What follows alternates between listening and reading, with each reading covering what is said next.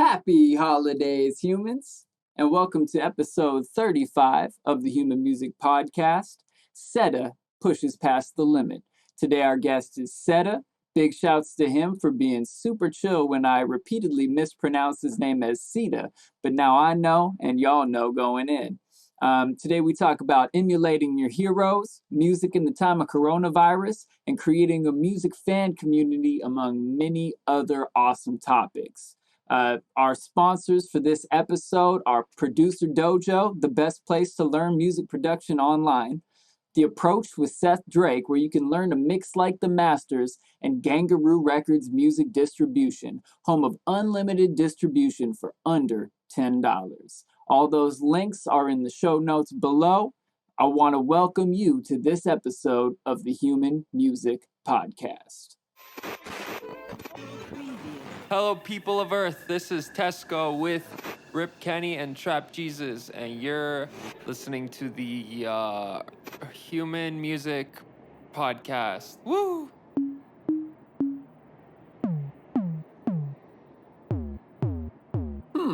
Human Music Podcast. I like it.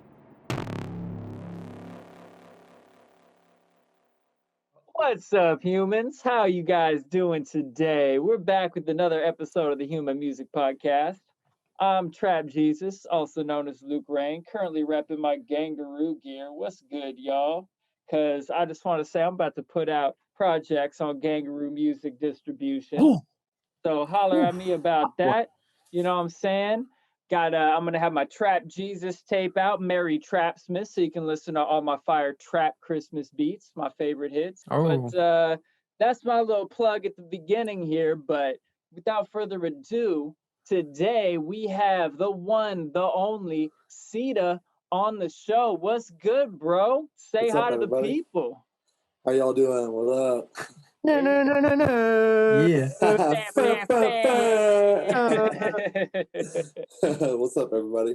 Yeah, man. Hey, man. We're feeling good, feeling great, man. You look like you are too, man. Got to give a shouts out, man, to one of the cats with even more epic beard than I got. You know what I'm saying? Your game vicious over on that side, man. You know, I know winters are cold out there. You in Montana? Is that correct? That's right. Yep. That's what's up, man. It's cold, man. Bro, is your studio in like a log, like a log cabin or something? Yeah, my house is like it's got like walls and logs, like logs for the outside, the exterior. That's so sick, dude. Yeah. I love that. It's such a vibe. It's such a cozy vibe. It's pretty good for the acoustics and everything too. Yeah, I was gonna say, does that help, like not having like parallel walls, like perfect parallel walls? I think it diffuses it a little, because it's like yeah, that's what I was thinking. I mean, I don't have much to compare it to because I moved in. Like, I mean, I had a few other like bedroom studios, but like, it's I like it. It works. Nice. How are things out about where you're at currently with the whole, pandemic situation? Not to date the episode, but it is what it is. It's not like right now. It's definitely like a little crazier than it has been. We got hit later, but I think we got hit later because a lot of people were like, oh, Montana is like safe to go to. So we had like an influx of tourists come in. And then like, like after like Sturgis and stuff too, like, which is like one state over. So like, we just had like a lot of people come through, and I think that that's a big reason, and students coming back to college. But other than that, like, I mean, it's been, I'd like to think like somewhat similar to everywhere else. It kind of sucks. Yeah. I mean, yeah, for what it is, at least I feel people are getting creative now with what they're doing musically and like how they're going about doing shows and, making income. But like, I feel like it's pushed creativity further a bit, which is like a nice bright side of it, I guess. But yeah, definitely like everything has taken a hit overall. Dude, I was like, to that point, I was actually reflecting the other day on like my current position in the music ecosphere, and actually how I'm like relatively thankful for my position, just because I saw one of the OG Seattle crew who had gone down to Icon Collective, making like house music, tech house and stuff, like had a release with AC Slater, was starting to take off, had like a tour booked for the whole year, like all of 2020, like on the road. Like she was killing it. And basically she was on the precipice of like blowing up, and then it just all got stripped from her. And she posted how basically how much of a toll it took on her mental health. And I was really feeling for her, because fuck if I wouldn't feel the exact same way. I mean, like, all of us are starting to build traction, obviously, but we're not at the point where we got a full, like, big tour ripped from us. And I think that it is really, really unfortunate for those who were on the precipice, got that ripped away, and then all their steam is lost and they feel kind of out of it. Like the motivation to put the same amount of work in is gone. And there's going to be a lot of people that like just kind of shelf it, or at least are not going to put the same effort in as they were, just because they feel like it's not going to happen or not happen the same way. So being on just the precipice of the outside, being able to build up steam during this time, and then when things get back to normal, whenever that is, be poised to actually jump on that and really make a splash. So there's definitely there's silver linings for some, and fucking real hard times for others. I mean, hard times for everyone really, but Mhm. I always like to try and think about the bright side of things, you know? Yeah. I was gonna ask you that how's like music been going for you? Like especially during these times, have you been trying anything different, either like from the promotion side, or just like creatively? Have you had any breakthroughs through just like having this time to work on tunes? For me, like I started off the Corona like lockdown thing. There's a producer, his name is Shishi.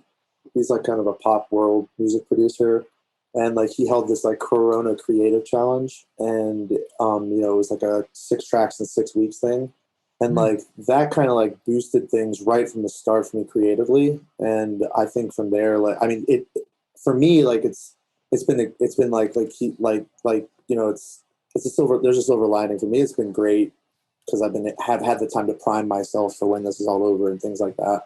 And I've definitely been taking taking advantage of it, and making the most of it. Yeah, I what was the other part of your question? I'm sorry. Like, I was just wondering, like, given that we have a lot of time now to like work on stuff, have there been any things that or any like realizations that you've had during this time, whether it's like from the promotion or community side, or whether it's from the writing side, that you've like taken away that's like influenced, either the way you're going about getting your music out or your I mean, actual sound? I feel like that's happening all the time. I feel like it would be happening if it wasn't locked down or not. Like I feel like I'm like having realization. Like the way I like to look at it is that it's like a puzzle, and certain pieces don't fit for you right away, but then over time you find where they fit, and then they make sense to you. So it's like that shit's making sense to me all the time, and I'm having these epiphanies and these breakthroughs. I feel like all the time, and so it's like, was there more because of Corona and I've had time to like really like focus? Probably, because I've you know what I mean? I've like, it's given me an excuse to not go out, you know what I mean, or do anything, and not that there's a ton to do in Montana, but you know what I mean? Like this is a great place to focus anyways, Yeah.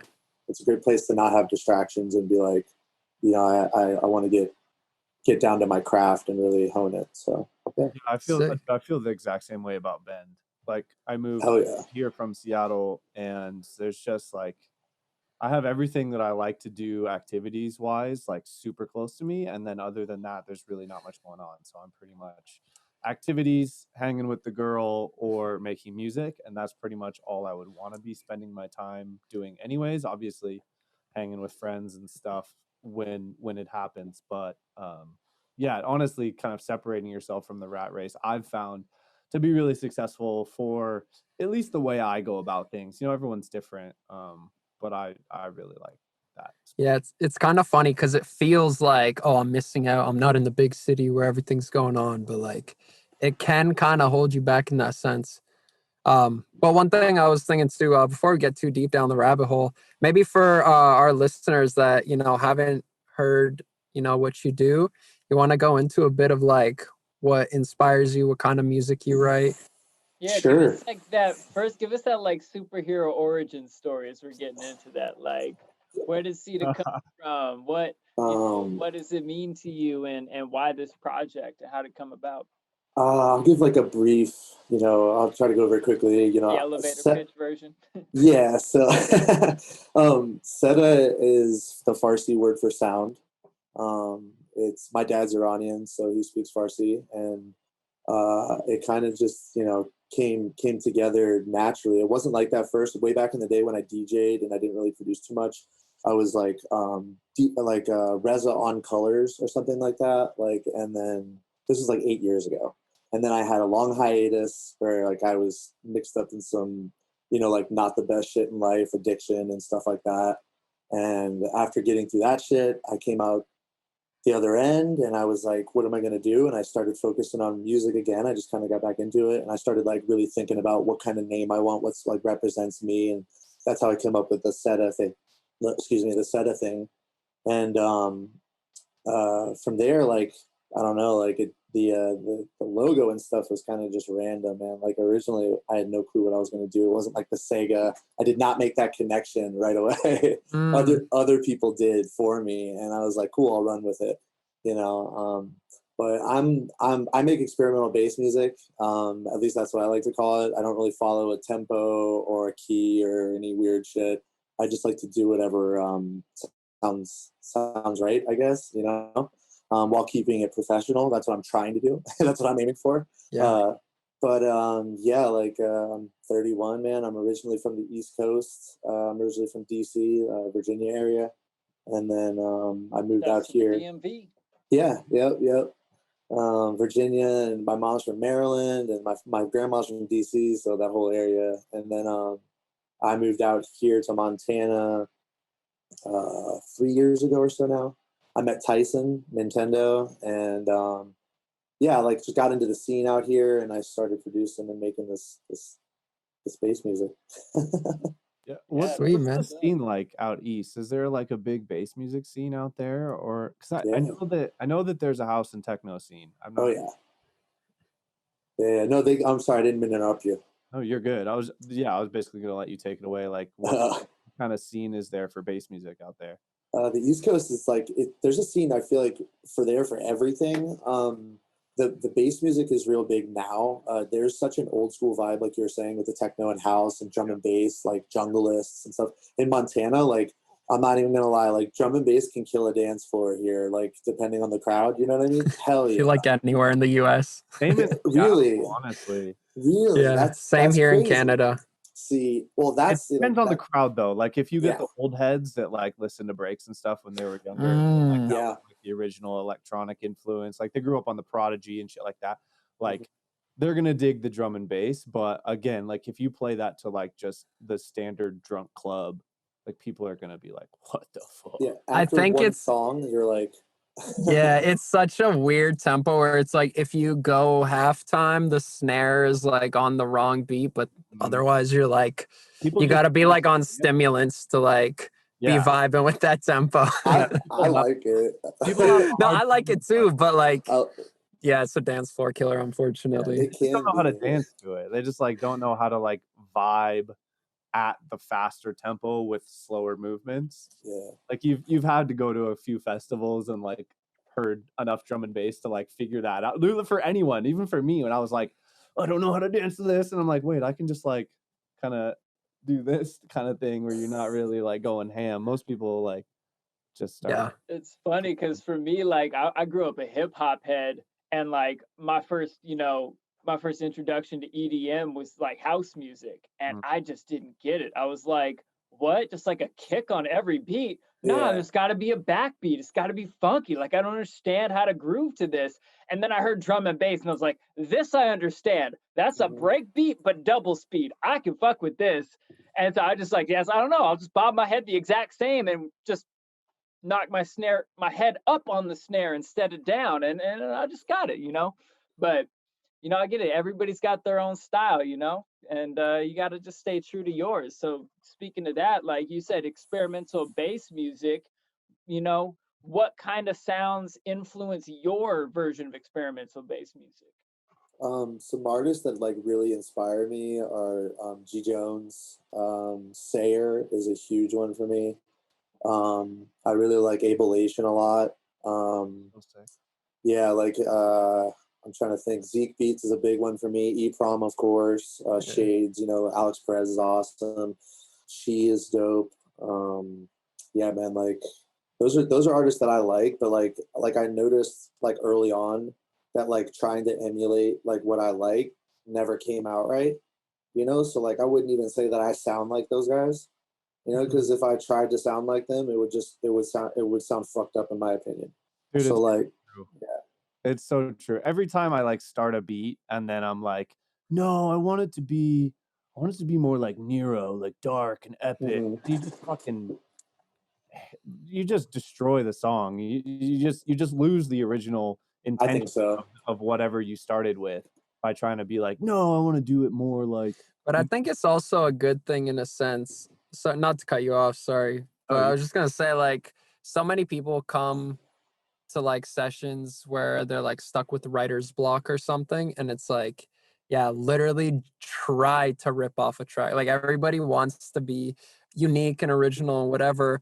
And I get that, but it's like once you realize that even if you tried your hardest to rip off this artist is not gonna happen, it like opens up a whole nother world because it's like, okay, cool. I don't have to come here with like this well thought out plan or know exactly what I'm gonna do. But I heard this song that has a sick intro or it has this sick part in the drop.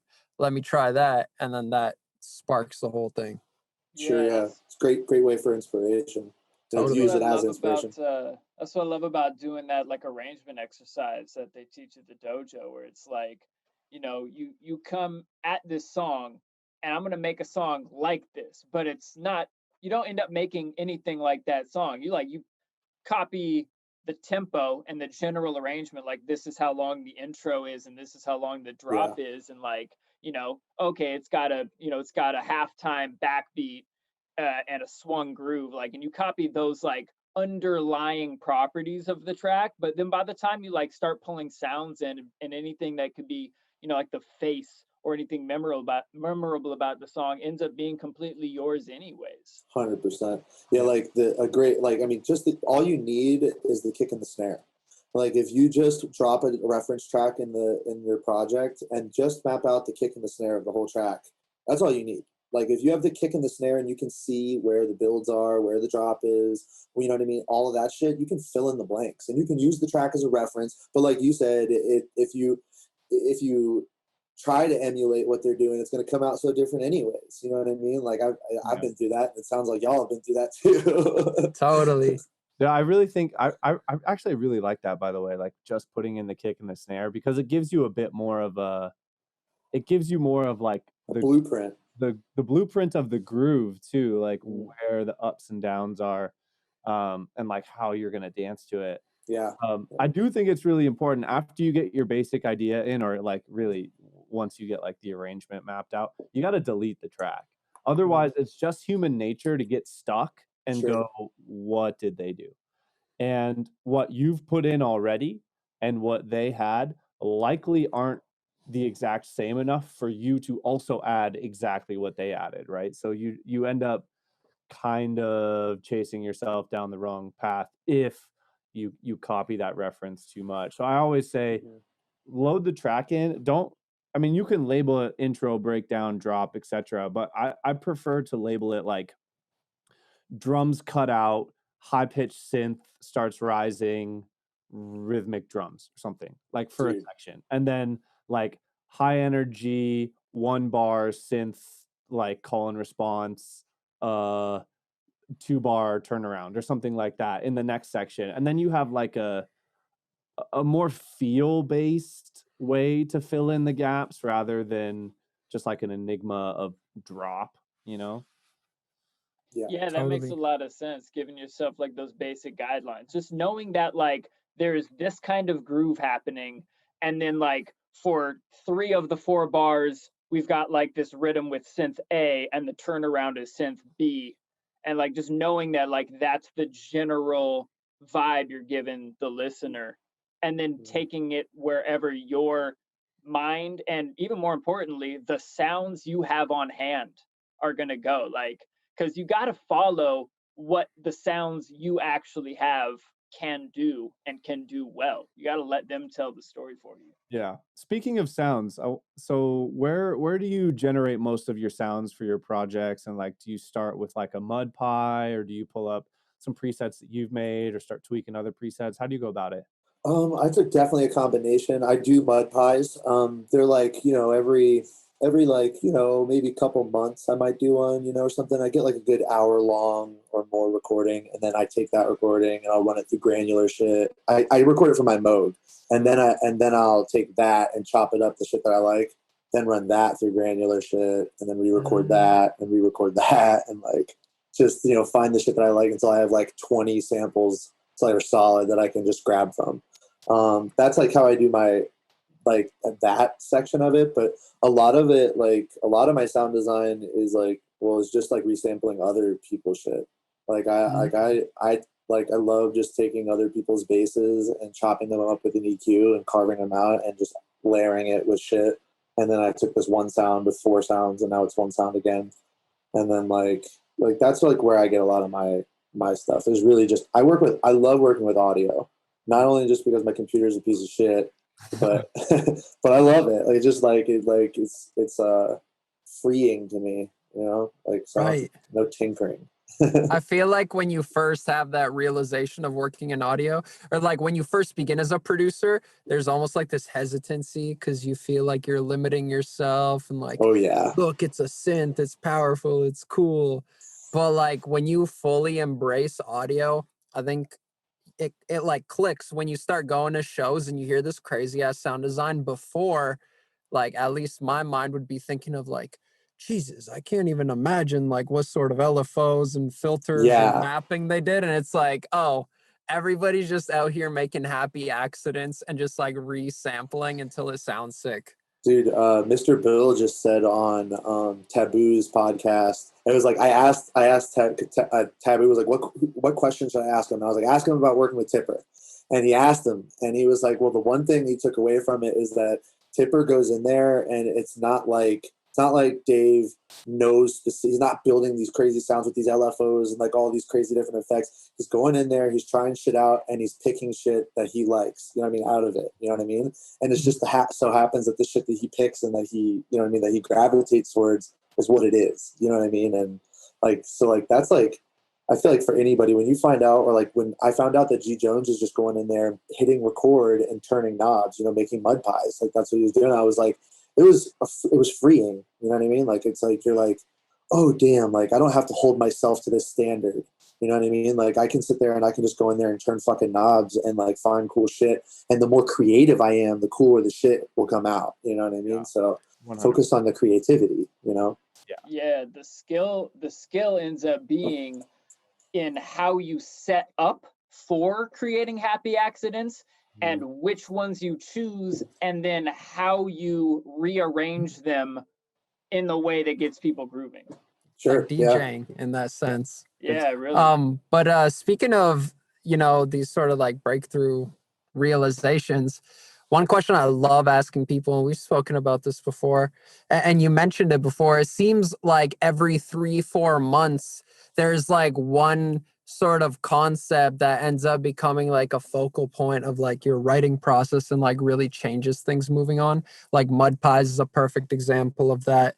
Has there been one in like the last few months that, you've taken and like it's really changed how you work? That's on the spot question, I know. I mean, it's a hard question because I got to think about like, so like any big things that I'm sorry, can you just send it to me one more time? Yeah. So generally, like it feels like every 3-4 months, like whether you've been producing for a year or 10 years or 20 years, it seems like, we're always learning. And you every like few months, you sort of have this like breakthrough or technique you learn or whatever that ends up influencing like the next few months until you like catch on to the next thing. So like, for example, like Mud Pies, obviously, or like, finding like different ways to layer stuff, or you know, any like big things that have like influenced your sound recently? Yeah, I've been really working on my mixes. Like I focused on my writing the first 2 years because it was good advice that I got, was like, hey, you should focus on your writing. So I just didn't focus on my mixes and stuff very much. You know, I learned as I went. Now I'm focused on my mixes.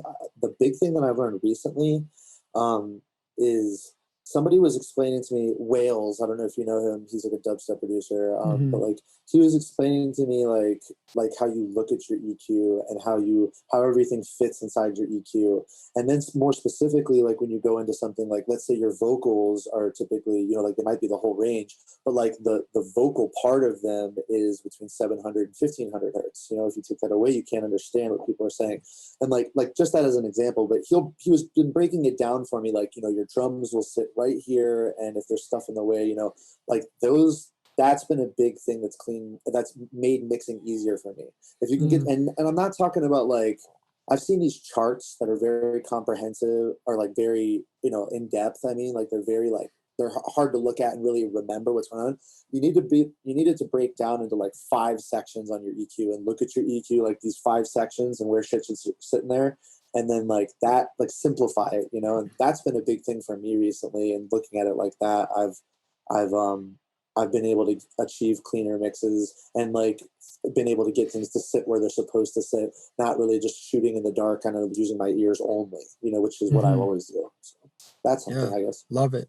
Yeah, ear training's so important, but having the concept of generally where to start looking for either that problem area or that like sweet spot to get something to sit right is so huge. Yeah.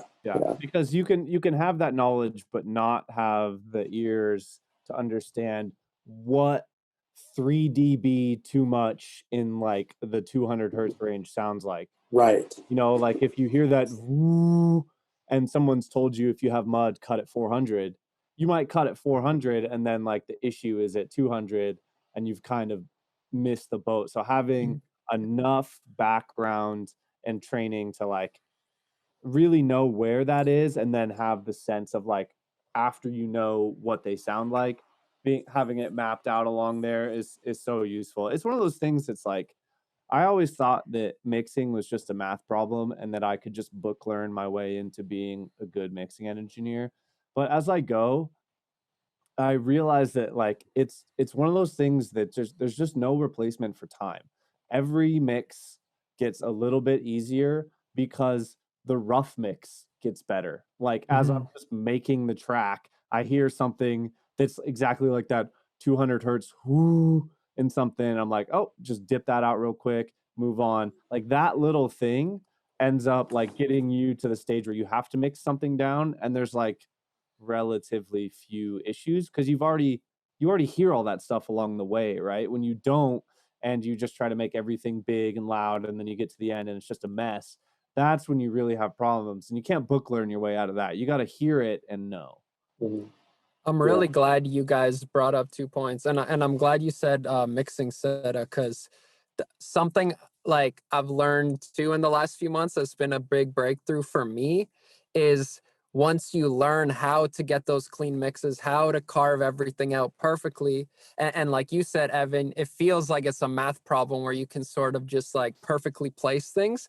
But then when things sound too clean, then it sounds sterile and it just like doesn't grab your attention. So learning like once you've done all the carving out, like you said, and the vocals like sitting right and the drums are hitting where they need to be, it's like, okay, where can I now make this mix intentionally maybe a bit more like skewed to like the left side for this section, or like maybe that's not as common for dance music, but also like let's say like dubstep basses. When I was doing a lot of dubstep before, I would like try and get everything like super clean, and then your basses end up sounding like weak because they don't have that grit to them. So it's like make everything else clean and now distort this one element so you have the contrast of super distorted and not distorted, or like not side chaining in my buildups. Like that was huge for me, realizing that if I back off the side chain as it's like everything is speeding up, getting closer to the drop, and I drop it back in, now I can take this technique that everybody has said, like always side chain, always get everything out of the way. But it's like, yeah, 99% of the time. But what if you use it as like a contrast of like no sidechain to sidechain? Then it hits harder. So like, yeah, little stuff like that. I feel once you get the mixing down, you almost have to unlearn some of these things. And it's like, okay, I've done everything by the book. Where can I creatively break some of these rules? Yeah, for sure. Like I recently ran into that in the track like I was making, where I had somebody tell me like they were like I was cleaning up the mix and I was cleaning it up and I was cleaning it up and I brought it into feedback and like they were like, this is too clean now. I think I think you cleaned it up too much, man. You should add some like shit back in the low end and blah blah blah. Right. Like, well, shit. I was like, well, that's like, and then I knew that's the first time that happened to me. So I knew I hit, like, you know what I mean? I knew I hit that level where I was like, okay, well, I over cleaned it. Like, you know what I mean? Like, Totally. And so, that's the thing. Like, if you listen to someone like G Jones, mixes are phenomenal. oh, they're so But good. there is definitely intentional grit and dirt and all that. And it wouldn't be the sound that it is without it. It's character, Yeah. you know? Some sounds are Exactly. intentionally ear grabbing, and like sometimes ear grabbing in like a slightly harsh way, but it's like sometimes that like old, like really upfront drum and bass, like they would boost at 3.5 hertz because it gave such a sharp edge to stuff. And like Kilohertz. yeah. 3.5. Yeah. 3.5 hertz, just 3.5 slow, hertz. inaudible rumbles.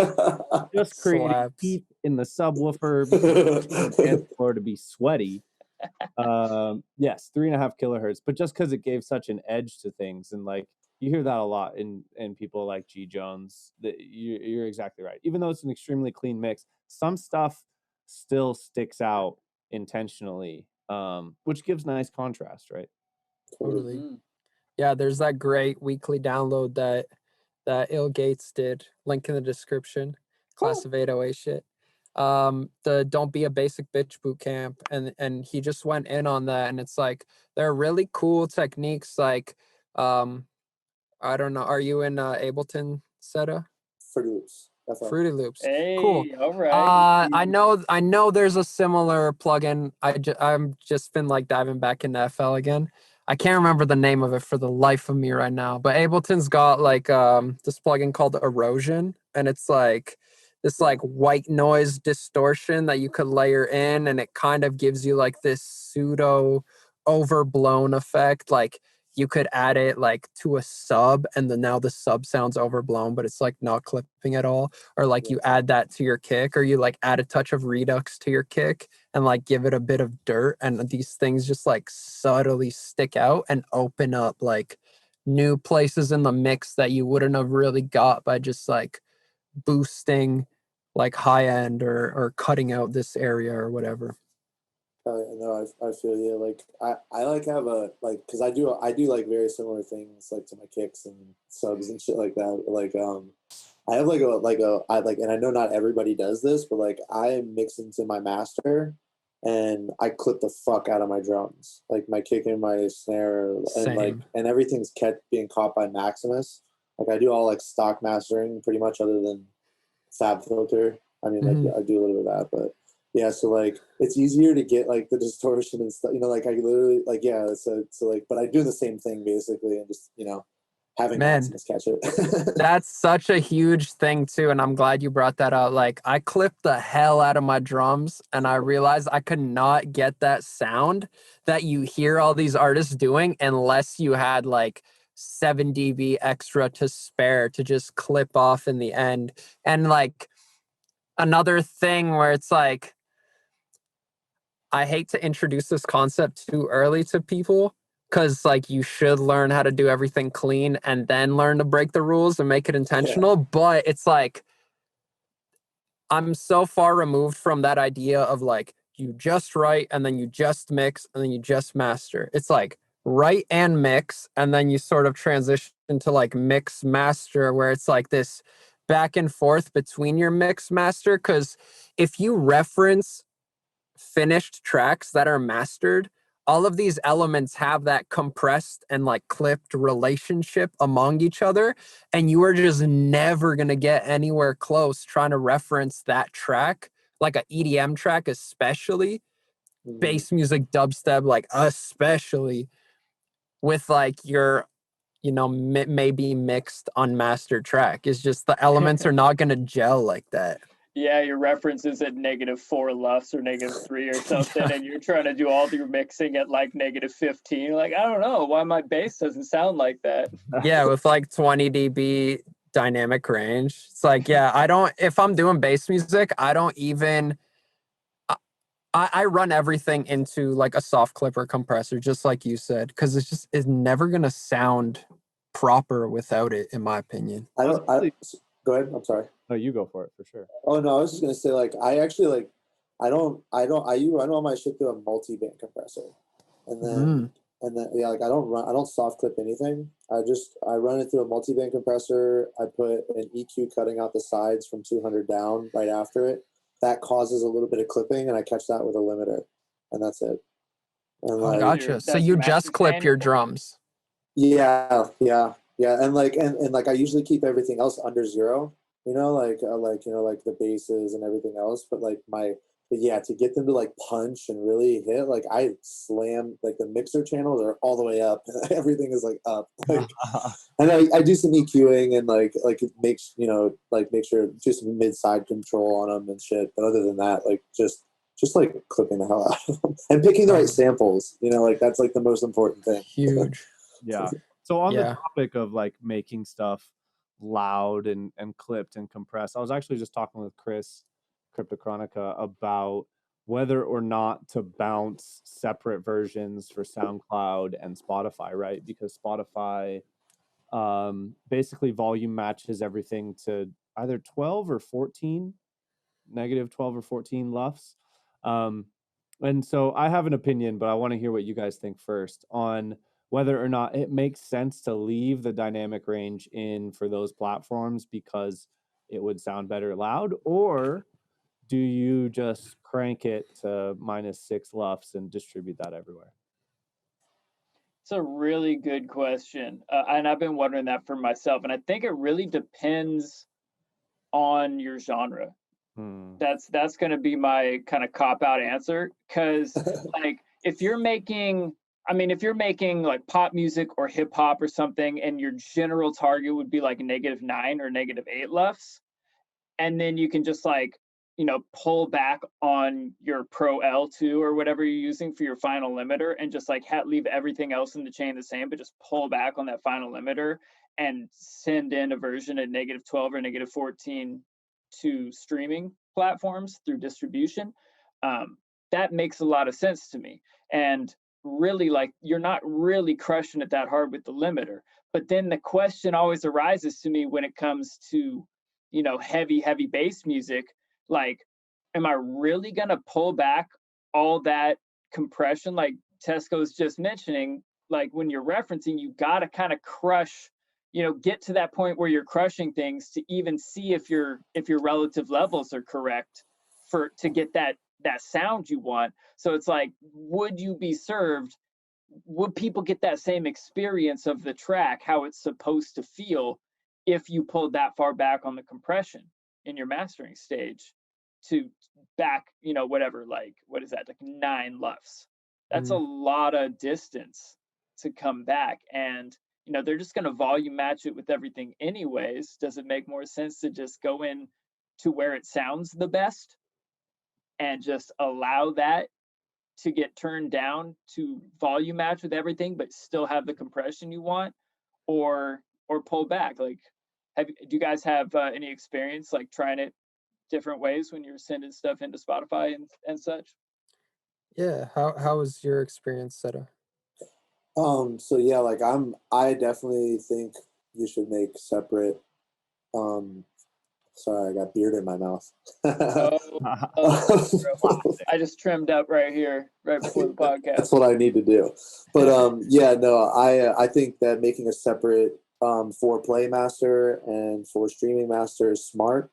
I'm pretty sure that if you turn the auto volume off, though, you're going to get the true volume of the track. Like if listeners go into Spotify and turn off that volume matching shit, I think you get the true volume. So I really think we should be encouraging people to do that, and like listening to music the way it was intended by the artist. I do think I think that I think we should be like backing off this loudness wars bullshit.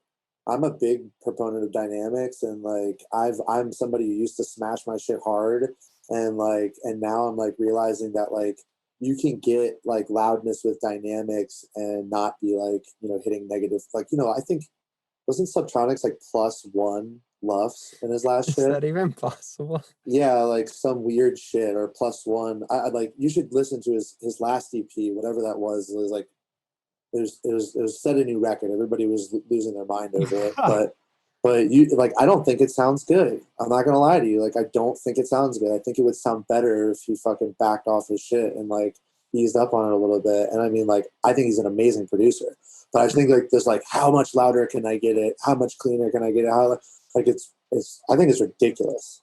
Yeah. There's a point, honestly, when you say +1 LUFS, I'm like, how could it sound?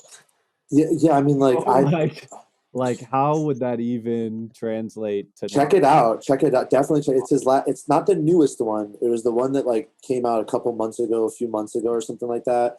And yeah, I mean, like I've listened to like I use it as an. I mean, Squanto, you know, he gets it really, really, really loud, and I think his is slightly cleaner. You know what I mean? But again, like I think it's just a little ridiculous because to be honest with you, most people can't hit those numbers anyways. So if you're DJing those songs, you're gonna have to turn them down or turn all your shit up. You know what I mean? So like I go for -6, -7, and call it a day. Yeah. I think there's definitely That's not quiet by any stretch of the imagination. No. But it's like, you know, I'm like that's like still to me like loud enough that like, you know, for the style of music. Again, like you said, and that's the base of it all is what are you making? You know what I mean? Like what the hell are you making and what are you going for? Because, you know, if you're making like music that you want to like, you know, impact and be aggressive and heavy, I think you should push it a little, but like, you know, like, yeah, I think there's a line, there's a limit. Yeah. I like what you say with the limit. Like there definitely is a point at which every track you push that limiter like half a dB more, and you start to hear that like audible warble and shittiness. There's always that line in every track that you're working on. And so for me, what I've determined is that, you know, basically find where that point is, like crank the limiter too far and see like, okay, what's my upper threshold in which I know that it's not going to work past, and let's bump it down into the point where it's loud but it still is not distorting, it still sounds good, but it's like nice and beefy. As far as like the exporting two versions, I've come to the conclusion that I don't think it's worth it, because all like the styles of bass music at large today, that sound that like you were talking about, Tesco, it's just become kind of the bog standard like sound of heavy bass music, to have it like really compressed and everything feels like it's all pushed up to like the front. And if you back a bass music song down to -14, there's just going to be a big difference between elements, and everything's not going to feel like it's at the front. So then you're going to have like, even at a volume matched scenario, I mean, I do agree, like people should turn off that setting, but like who does? I didn't even know it existed until I was today years old. Yeah. And it's like, so at that point, really you're fighting a war that you're probably not going to win, because it's just not going to sound relative to the other big name artists that they're listening to. And just like in today's day and age, you just don't want there to be like a credible difference. You want people to listen to your song and then their song and be like, oh, they're at the same quality threshold, which is all of the gauges that you have, right? But then also, the reason lots of dynamics would sound good is because at a high volume on a nice sound system, the dynamics that you can get of a really punchy kick and then other stuff floating around and getting loud and quiet sounds fucking amazing. But let's level with each other. Who is listening in that environment? Literally no one. Like the Dead Mouses of the world would tell you, I'm going to master my shit at -14 because when I go to play, I'm telling the sound guy, turn me the fuck up, and I will make sure that I'm doing everything on my end correctly, and it's going to sound really good. That is 0.000001% of how people are listening. They're listening on iPod headphones. They're listening off their phone. They're listening in their shitty car stereo or nice car stereo, depending. But like, no one is listening in that scenario. Most people just want it loud to hear it anyways, right? So if like your vocalist sits back from the drums and they have it turned down and they're fucking shitty, crackly iPod headphones on the plane don't get loud enough to actually hear what they're trying to hear, like you're running into an issue there anyways. So you might as well just push it to the point where it starts to sound bad, bring it back to where it's still loud, sounds good. As long as it's louder than -7, fucking call it a day. Yeah, I agree. I used to be very nitpicky about bouncing different versions for everything, but one, it just makes the process take forever, and two, because everybody else is doing it and everything gets level matched anyway, it's all about the relationship between the elements, like whether you're doing pop or hip hop or dubstep or house or whatever, you know, these elements are going to gel together a certain way, like I said, depending on that. And it's like when it gets volume matched anyway, it's not going to have that like ebb and flow between the kick, snare, sub, and all of those like top elements, like the vocals and the mid basses and whatnot. So it's interesting. I don't know if I would do it really either for pop or hip hop or that kind of stuff at this point anymore either, because I'm noticing even, I mean, pop a bit less so, but I notice it trending towards this direction. But hip hop, especially, I notice people are like clipping the shit out of their kicks, especially snares, claps, all that kind of stuff. It's getting louder to get the vocal more forward. So it's interesting. I don't think you can really get that sound that the genre requires without it. I would say if you're recording like acoustic instruments, you're doing like a jam band kind of thing, jazz, that kind of stuff. Yeah, Ambient. dynamics are gonna be awesome. But yeah, I think another reason too, like until those pioneer mixers get what Spotify has or what SoundCloud has and they get that auto leveling, I don't think DJs are gonna stop because like for an artist like Subtronics, I think it's an incentive to get it as loud as humanly possible so that when they play it next to insert other heavy bass music artist who's trying to sound heavier than Subtronics, he plays his shit and it's like, well, damn, that dude sounds wimpy as hell now because his just popped out at me more. And that's like the ongoing battle of heavy music. Like I noticed it when I was doing metal. I noticed it especially in dubstep, hybrid trap, experimental bass, that whole sort of world. It's just like everybody's just trying to see how far they could push that clipping, how far they could push that distortion until it sound. I mean, even we're at the point now where people are just trying to sound tastefully bad. Like, and I love that sound. I love the sound of tastefully bad, but it's just like Tesco's next EP. Here's Bad. It's actually not a bad name. That's But good. yeah, it's like you said, Evan, too. It's like you keep pushing it half a dB and like your last song hits at -4.5 and you get used to the sound of that. And now that sounds normal to you, that level of distortion, whatever. So you push it a little more and you're like, oh, okay, yeah, it's like just on the cusp. And then you get normalized to that. And then you're like, all right, let me push it to -3.5. And like, yeah, I see how the rabbit hole like just goes. I saw this discussion just the other day on my dude Levitate's Twitter feed, where he and some other producers and fans were talking about this, and you know, kind of the consensus from that thread ended up being like, make your music sound like you, make it sound good for how you want it to sound as the artist, and that's what really matters. If it like fits with your body of work and it sounds good objectively, rock and roll. It doesn't really matter if it's at -4 or -6 or -8. Just like be generally in the range of kind of loud music and go for it as long as it sounds how you wanted it to. I got a question for all of y'all. How often do you think non-producers think about this shit versus producers. Yeah, No. like yeah, never.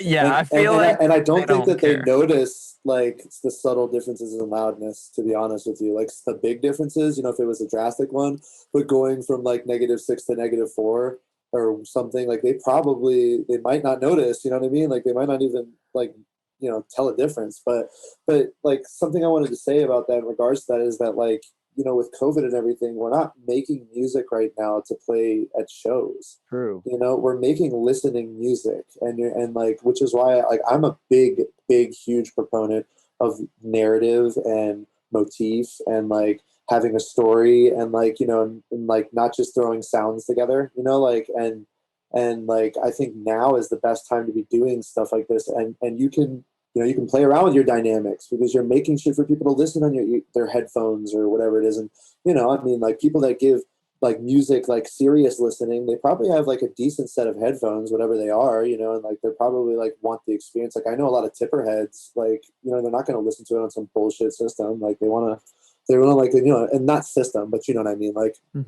reference, you know. But yeah, so I think like right now, like if you want to make something a little quieter, like now is the time to be doing it. You know what I mean? Like, because you're not making shit for support. I mean, I guess with live streams, and there are some shows, but I think like I think like and I think this was said in the beginning is that like right now, like creativity is like with all the COVID stuff is being pushed, and it's being pushed because we're no longer trying to make the biggest banger. You know what I mean? Like we're trying to like write like, you know, like something that's like, you know, vibey and emotional and something that you can get into and like you can go into a journey with in your head, you know what I mean? And like, you know, and I think that that's like, you know, that is pushing creativity, you know what I mean? Like we're moving away from these like 1.5-minute tracks sometimes, which I personally think are a little ridiculous. You know what I mean? Like when it's just like this quick intro with, there's not really much to it. It's an ambience and then a drop and then it leaves. Like I don't know who's done it, but I know some people, and like I'm just not like, you know, it seems lazy to me. Like, Dude, I struggle to get songs under 4 minutes. That's like most of the time it doesn't happen. Like most of my music ends up between 4 and 4.5 minutes. Sometimes it's 3.5. Always over 3. Unless I'm making like I can't even. I have no example. I've written 2-minute tracks. Don't get me wrong, you know what I mean. But like, like the 2 minutes, 2 minutes and 30 seconds. There's an intro, there's a build, there's a drop, there's a midtro, there's a build, there's a drop, there's an outro. You know what I mean? Like, you know, I learned that recently, and I was like, that sums that shit up real well. Like, Totally, man. I think what we're all getting at here, and this is a point I forgot to bring up earlier, but it's even more relevant now. Whether we're talking about arrangement or we're talking about, you know, dynamics, how much to distort, clip, whatever, all comes down to context.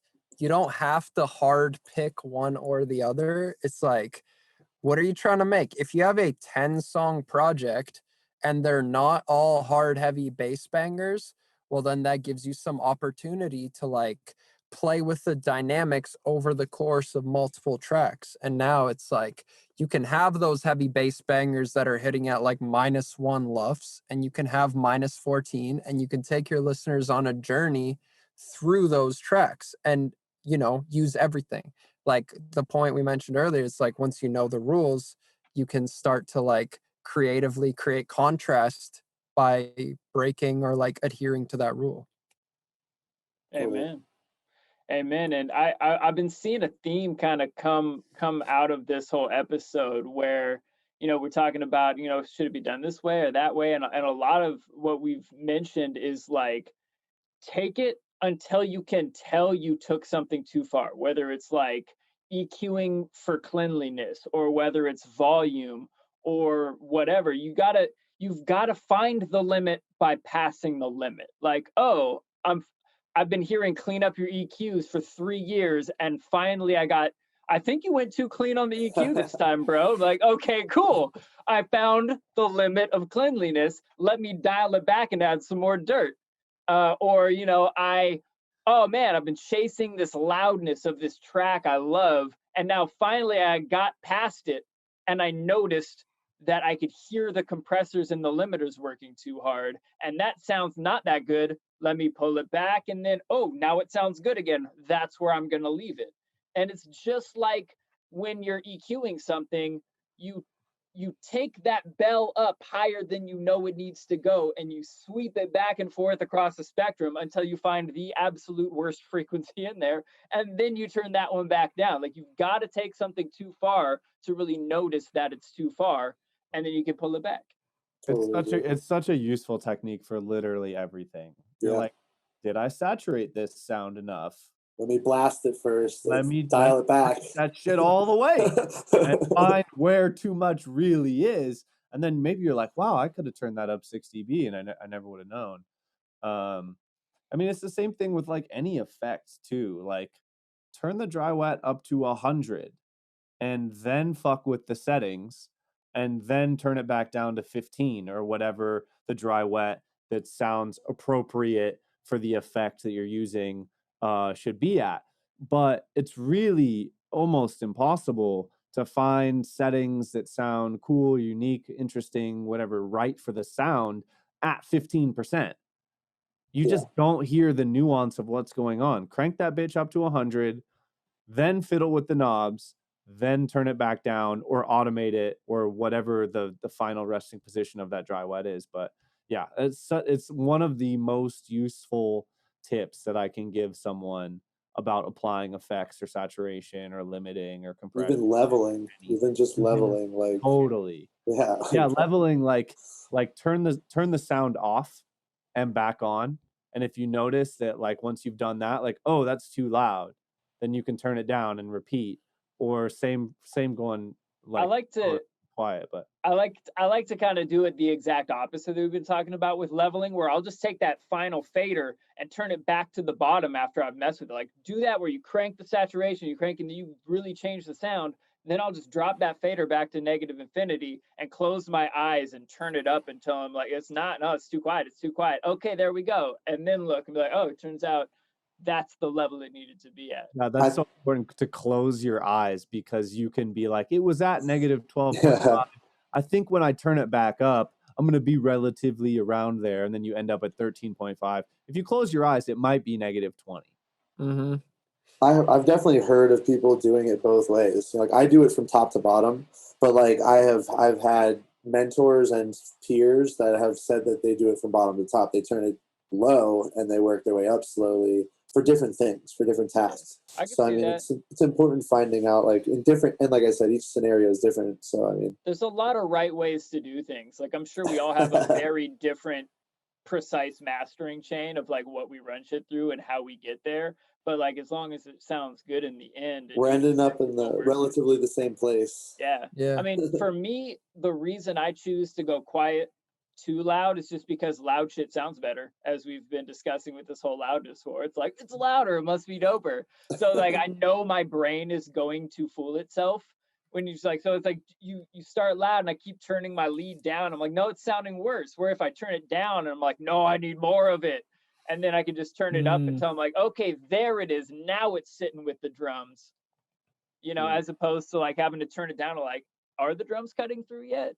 Yeah, that's also really important to note with compression, saturation, distortion. If you have increased the volume of the thing that you're working on, like, group that with a utility or some volume plugin that you can turn it down to when you turn it on and off, the effect and the unaffected are at the same volume. Then you can actually A/B, like, do you like this one more or not? Because like you said, if you've made it louder unintentionally with the changes that you've made, you're going to like it more. But you might be doing yourself a disservice. You might be causing yourself problems. So you really gotta be honest with yourself and not be lazy about doing that, and really like A/B all of your changes like that. Yeah, makeup gain is key. Man, one thing I wanted to slightly pivot the topic to here. One thing that's really stood out to me about you, SEDA, is you're very good at creating a sense of community, and you have like really good engagement with people online. And you know, I see a lot of people who go about it in the wrong ways, and sometimes, you know, end up like getting a bad rep with some people because they end up being too pushy, or maybe they're not pushy, but they're getting frustrated because they don't know how to actually go about like getting people to care. And I really like that about you because people are like stoked to be part of your community. And we're gonna have a link in the description Thank for you. SEDA Heads, your community. Thank you But very much. what do you think it was about that community, and like how did you get it started and then build it up to what it is right now? So as far as like the SEDA Heads community, like the group itself, it was a homie of mine. His name is Nicholas Reynolds, and he lives in LA. And he's actually like a friend of mine that we became friends. You know, like through that, like we know each other online more. We've hung out in person, but just it wasn't like a very well known person. He started it one day. I had been using the term SEDA Heads to refer to my listeners, because I was just trying to get the tribal branding going. I had, branding in my mind. So I was like, I need to start thinking of shit. And I was just like, new track coming out, SEDA Heads, blah, blah, blah, blah. And he saw that and just made the group and invited me one day. And then he had already invited a bunch of people. Then I invited a bunch of people. And I think I didn't try to start it, which was something that I think helped like it grow organically and not just like, because I see a lot of people that are like, oh, well, if this person's doing it, I should do it. And I'm like, I was like telling myself, there's no way you need a group right now. But right before you started it, I was like, you don't need a group, because I was seeing people start these groups. I'm like, but yeah, like, I don't know, like to get back to it, he started it. I had people, in Montana that had been seeing me work hard. And I think that that's important is, like, when you are working hard, if people see it, they see your passion, they want to support it, in my opinion. You know what I mean? If they see you're busting your ass, they're like, damn, dude, he's doing it, like, so when it got started, I think a lot of people had that attitude, and I think they helped out by inviting a lot of people, and like, it just got the momentum going. And then from there, it was like, I need to make sure that this is a fun, what I wanted it to be. And to me, like, I wanted it to be funny, and I love comedy, and like, so like I wanted it to be an extension of that, and I wanted it to not just be about music. I wanted it to be an extension of me personally, not SEDA.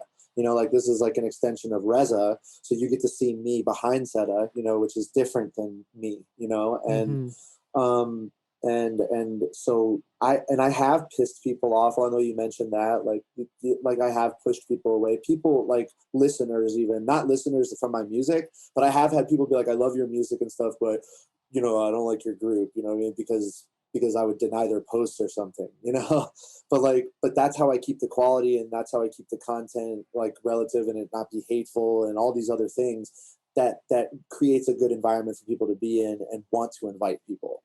You know what I mean? So like, you create this environment, which for me was an extension of me, and I using my taste, much like DJing, you use your taste to draw in people, and it has to be done through a scope, and if it's not, which is unfortunately means denying posts and denying people, it's not personal. It's just like, you have to be like, you have to make shit worth being there, if that makes sense. I don't know, like, so That's so interesting you mentioned that, because it's obvious, I think, from the positive to be like, oh, people get into this community and it's an extension of myself and they connect with me more. But when you said that about people getting upset about their posts not being accepted, that was like a light bulb moment for me, because I'm like, oh yeah, no shit. Like, from the opposite side, it's like, well, first off, as humans, we're just seeking connection everywhere. And like, when you get to connect with somebody that like, I mean, I guess being an artist, like, yo, we ain't shit, but like, it seems like, artists are like, they're so busy, they're so like in demand, it's so hard to be personable with them, that like, when you get that opportunity, it's like, it's really cool for a lot of people. And so the same way people can attach to you and like your music as a result of connecting to you as a person, I also totally see how somebody could be like, oh, I thought me and this person clicked and they would find this funny, or they would think this is acceptable, or we would vibe on this level, but it didn't happen. And now, like, oh, I feel like something about the music too. it happens. And I mean, like, and especially like with even me, like, I'm not fucking anybody, and it's already happening. And it's like, yeah, I'm not like I'm not there to like, I don't know, and I'm not trying to be a dick, but I'm just not there to like I'm not there to please like everybody. I'm there just to create an environment for everybody, and this environment is like this, and y'all can hang out here, and we can, you know, share things and do things. But like, you know, again, like if there was, if, and it's not just me, I have like a good group of, you know, admins that approve shit that I trust their judgment. But if we let all the shit go through, like I don't think people would want to invite people in there, you know what I mean? Certain people too, you know what I mean? Or like would want to go out of their way, you know what I mean, to participate or whatever, we know whatever it is. So it's just something that you like, it has to be done, unfortunately. And like, I don't think it's unfortunate, man. I think you built a house, it's got house rules. Like, get your feet off the couch. What are you doing? We raised in a barn? Like, sorry, nah, they don't fly here. And you got to, you know, you gotta keep those rules so that it's respectful for everybody there, not just that one person that felt like their opinion needed to get shared, no matter Yeah. if it was I the I mean, like they don't, and I mean these people. It's not, and it could be something that like me or my team just didn't like necessarily find funny. You know what I mean? Which is like hurtful, but and it's subjective, and it's totally subjective. But again, like this is an extension of me. You know what I mean? Like, and I'm just trying to like create an extension of me and representing me in the wrong way by letting certain things through, things that I don't think are funny. You know what I mean? Then it's no longer an extension of me, and it's an extension of you. You know what I mean? Which Right. it's a two-way street, but you know what I mean? It's a tricky thing. I don't know. Dude, Totally. it matters though. I honestly think like that is probably a big factor in the success of that group, because I like, if you let everyone post everything, again, it's not your taste that's dictating what shows up. But then also like, when you are a stickler for quality, just like you are with your own music, Exactly. everyone is going to be happier with the product, right? If you see a post in that group and you've seen, like, you get the notification, new post in SEDA heads, and you have seen 5 shitty posts before that, you're like, don't need Yeah. to check that out. But if you know that the standard of quality is like, I'm probably going to get a giggle out of clicking it, like, you're going to click on it every time, and then the experience for everyone goes up. And honestly, people that are getting mad about their shit getting denied, you don't care about them anyway. Like, if they're going to reach out to you like, oh, I'm pissed, your new song sucks because you denied my post, you're a salty motherfucker, and you never really had my back anyways. Like, Nobody has ever said anything bad about the music, luckily. Like, nobody's ever been like, fuck your music or anything. They've just been like, and I've had them say, like, I still like your music. Right. Yeah. Like, I like your music a lot, but I think your group is shit or whatever. You know what I mean? And I'm like, well, can you run us through that beef with Trapp'd really quick? yeah. Oh my God. I mean, like, to be honest, like, Legendary. I'm trying to remember, like, they, I don't remember what they did, but I just, like, offhandedly, like, tagged them in something, and I'm like, I have less than 100 followers, I think, on Twitter. Like, I just made the Twitter, and I saw them saying something, and I can't even remember, man, but, like, I said something to them, and they responded. I couldn't believe that they responded. Like, I tagged them in it, and they responded, and they were like, you know, you and your EDM shit, you have less than this many followers, you're not going to amount to anything. And it just kind of like, it went back and forth a few times, but like those guys will fight there. It's all ego. It's all ego. No kidding. You started that beef? Yeah. No, this was before all of that even. This was Because I months. remember seeing a thread of like all these DJs chiming in and like quoting that like you won't amount to shit, and then just like them taking like selfies of like huge crowds they're playing for, and then like also like putting a picture of their like tiny ass crowds. This was months before that. This was like, I Oh don't even my know how God. I have a screenshot because I was like, this isn't real. And I screenshotted it. So I was like, just to be like, if they ever take this down or something, I'm going to have this. So like, I have a screenshot somewhere. I can send it to y'all. But like, yeah. The Oh, funniest man. part of that whole thing for me was that Trapp'd, with their one-hit wonder Headstrong, like, literally they're not. Like, they got beefed up over some dude's comment on their Twitter and had to respond words of hate on their, I remember whatever the post was, it was bigotry bar none. Like, it was like, you guys are fucking idiots. I mean, the second line is, "I'll take you on." Yeah, headstrong to take on anyone. But like, also, Let's just sing the whole thing. We can all do an acapella real quick. if you're headstrong, back yourself, and therefore you're not worried about the haters. But they clearly are. Maybe because they don't have a hit since that, or if they do, it's just all ego, man. Like, they're just like, they have a very big identity. Like, people have, people got that problem with attaching identity to who they are. You know what I mean? And there's a separate thing. You know what I mean? Like, well, it's just a weird thing that people they fall into. He's a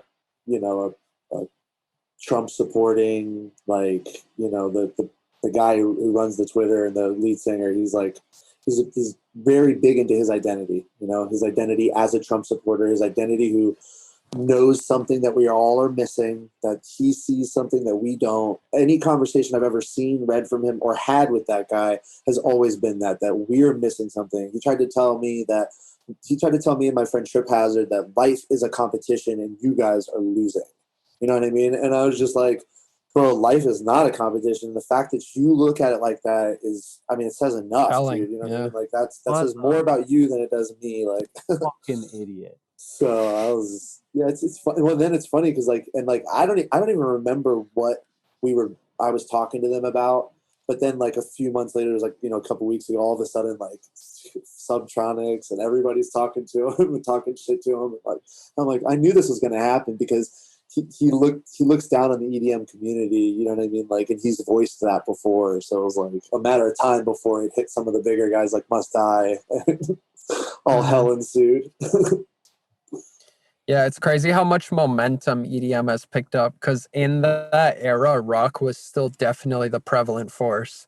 And if you were into Scary Monsters and Nice Sprites, or that wasn't what was around that then. Deadmau5 album?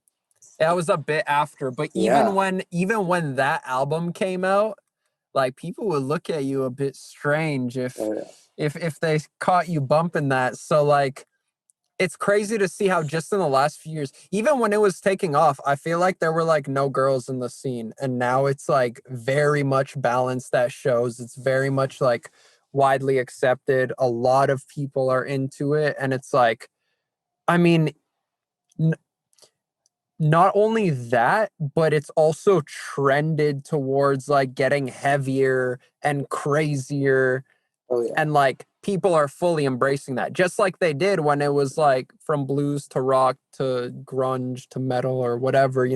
That timeline was like, once this sort of vague style starts to become more popular, it gets like more and more extreme, and like people become more embracing of like the extremes of it. So for me, I remember the first time I like went to a rhythm show, like back before even that blew up, and I was like, man, there's like a very like even representation of people here. This is so weird. Because like going to metal shows back in the day, it's like you got skinny dudes and big fat dudes in the mosh pit, and it's like everybody's just there, just trying to like muscle their way through, and there's maybe like that one poor girl in the corner like trying not to get windmill kicked at the deathcore show. But now it's like everybody's vibing to rhythm, everybody's like jumping in the mosh pits, and Trapp'd is still playing to 4 people. Dude, you know what I will say about a metal show, though, is that if you get your ass knocked on the floor and you're in the circle pit, literally every single person around you will stop and pick you up. I can't count how many times I've seen this. Like, metal is this weird exception of like anger and also community that understands that this music is an outlet of anger, and not necessarily that they want to, like, you might hear a lyric, I want to wear your face. Like, I mean, depends how underground you get. Right, but like a lot of people are going to yell that and not actually mean it. Like, they're going to like the anger and the intention behind it because they have anger as well, but they're not like they're not as angry as all the lyrics would suggest, right? It's a weird like balance of supportiveness. But I want to say on the like metal versus electronic thing. I mean, like, I really think like you either adapt or die. Like for instance, Papa Roach came up, you know, he was popping off very, very hard about the same time that Trapp'd was popping off with their little ditty. And I don't know if you listened to Papa Roach's latest album or whatever, but it has a ton of electronic influence. It's almost like dubstep, metal, hybrid, electronic hybrid. And he's popping off much more than Trapp'd is right now. Look at Korn. You know? Yeah, Dude, Korn, Bring Me the Horizon too. Yeah, you know. Well, Bring Me the Horizon is fully next level with that shit. Like they have, if you listen to Nihilist Blues by Bring Me the Horizon, that's like almost a trance song. Really? Dude, it's real. Like for them, like cue it's it up quite forward thinking. But it just goes to show, like, if you are in it for the right reasons, you're going to understand what these other people are doing in the electronic sphere, if that's what we're talking about. You're going to look at it as, okay, what are they doing? You know, is there anything about this that I actually like? And there's probably one or two things, and then you can bring that into your music and make it just 5% more interesting than it used to be. It just takes a closed-minded motherfucker to go, no, what you're doing is dumb. What I'm doing is cool. And you guys should care more about what I'm doing because it's cooler. Like, that's just little ass shit. Life's competition, bro. You're just losing. Man. Yeah. I think you know, it is like you said, it's adapt or die, and you know, as people start to embrace it, it's like everybody, I mean, like when Trapp'd was out, or when Headstrong was like that big song, everybody was like sort of in that vein trying to emulate that. And it's like, if you keep doing that, when all of these clones come through and create a gazillion copies of what made you big, what are you going to have after that if you just contribute to those gazillion copies of that? So you know, we talked about this a few episodes too. It's like, when it comes to making something unique, when it comes to developing your sound, like all of these genres, if you think about it, are just like arbitrary collections of like similarities between tracks. And there's enough of these tracks and people are like, okay, that's house, that's rock, that's whatever. But like your sound is also just an arbitrary like collection of, you know, characteristics in your music, or, you know, like attributes in sound that you like to hear. So if you just like pick and pull from all these genres, you can create something without necessarily like having to be that innovative. It's just like, what did you grow up listening to? What were you into 5 years after that? And then 5 years after that, and then take a few like characteristics from each of that and then put it together and make something that's uniquely you. Because as you start introducing more variables and pulling from that, it's going to be harder to emulate that combination of things. But if you're like, I make rock, and that's like, you just pigeonhole yourself like that, it's very predictable. Yeah. Speaking of combining influences to make something uniquely yours, SEDA, what are you making nowadays that you're really enjoying? Do you have any releases coming up soon that you're stoked about? Where's your sound heading? Hell yeah, man. I have a Code Pandorum remix coming out on the 11th. Ooh, really? Yeah, like, and that's like, that was the first time I ever tried like real headbang music, you know what I mean? So like I'm stoked for everybody to hear it. I'm working on a lot of shit, man. I just finished an EP that I'm gonna start pitching in January. It's a Pokemon themed EP.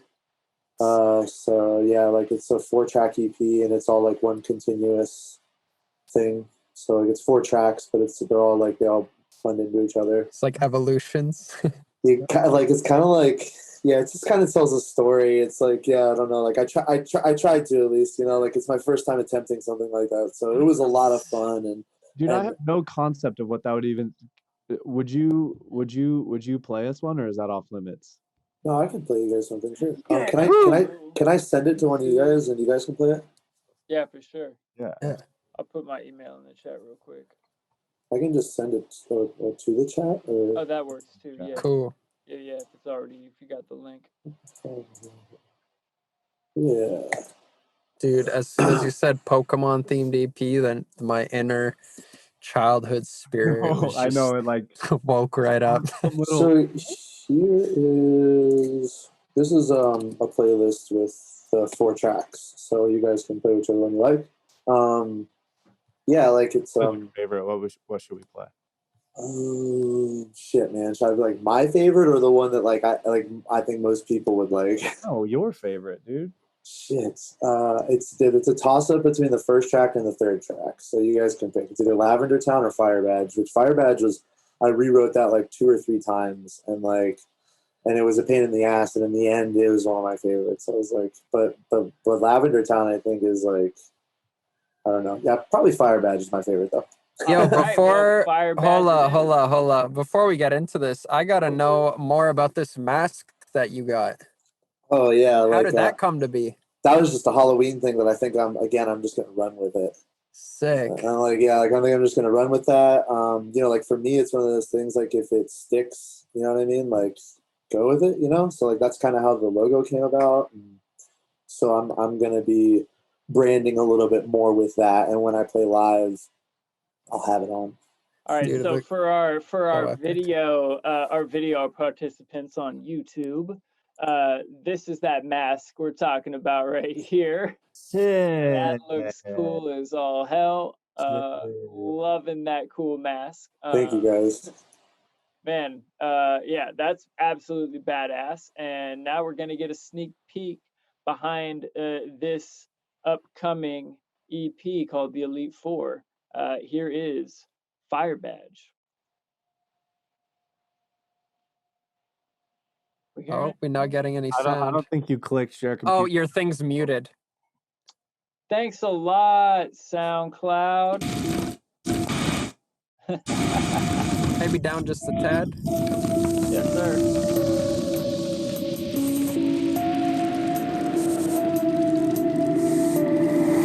I choose you.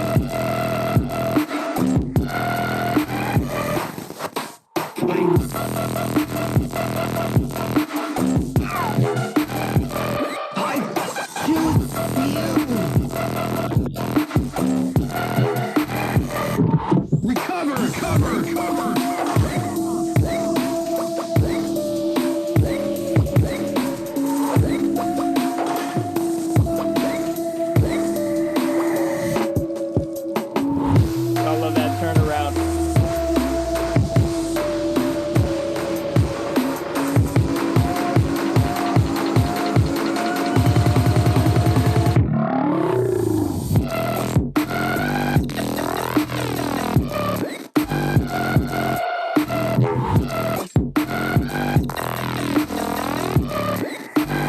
I choose fire.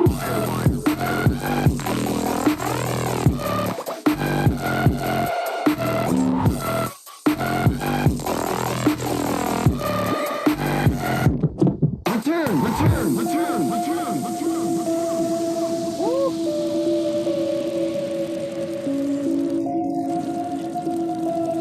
Well, it's very Yo. fire. Yeah, Thank you, fire guys. indeed, bro. Man, I love the restore and return, like leading into the midtro and the Yeah, outro. Mitro. Oh, so Dude, genius. I'm glad you like that because all of the songs actually have that.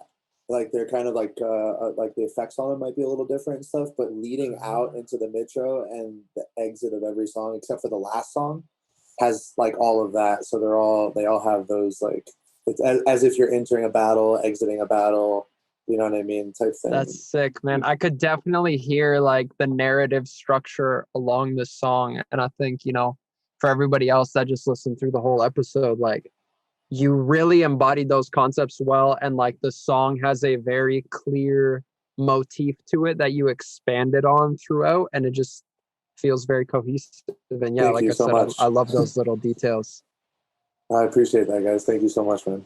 for sure. Yeah, absolutely. Any final words of wisdom you want to give to the people, or final pluggables to plug?